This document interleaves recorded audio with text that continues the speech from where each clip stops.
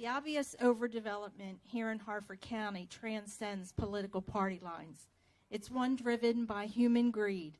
The bottom line is, we the citizens of Harford County want a peaceful, peace-filled existence in our communities. Harford County's rural nature translates to one of peace. However, due to unchecked overdevelopment, it's turned many areas into a giant mess. Once peaceful and peace-filled areas are now stressful and stress-filled.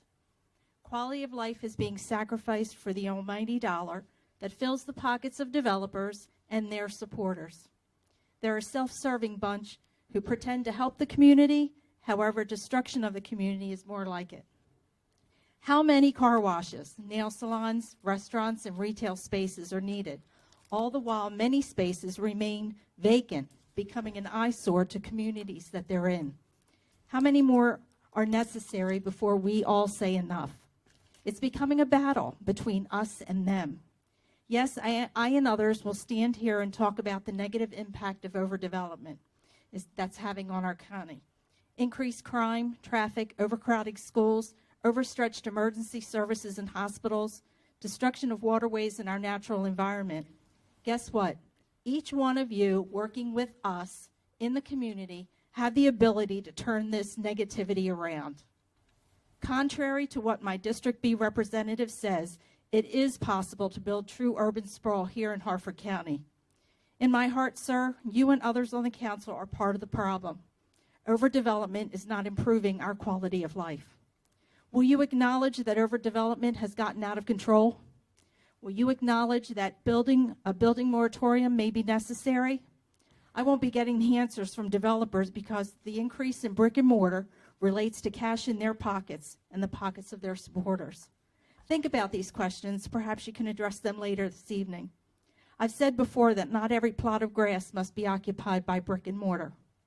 Mr. Penman, now that you're back with the Sheriff's Department, how many work hours will be devoted to fighting crime? How many hours will be devoted to your constituent concerns? How many hours will be devoted to developers and other special interest groups that you're involved in? Looks like time management is going to be an obvious priority for you. I see much conflict of interest because of your ties with the Sheriff's Department and with developers.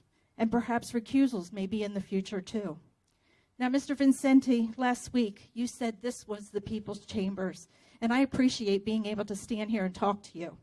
But also last week you were rather terse with a young man who was asking questions regarding council members. Do you remember that? I do. You also indicated that you would not entertain innuendo or rumor. Well, that true. rumor came true yesterday. But it wasn't that night, ma'am. So The credibility of this council has been tarnished. I think that you owe that young man an apology. I've already talked to that young man. Okay, good. Because of your lack of transparency and secrecy, and I can't speak for everyone else in this room, but I can't look at this council in the same way. Further sadness for our county. I hope you can make this right in the future. Thank you, ma'am. Thank you.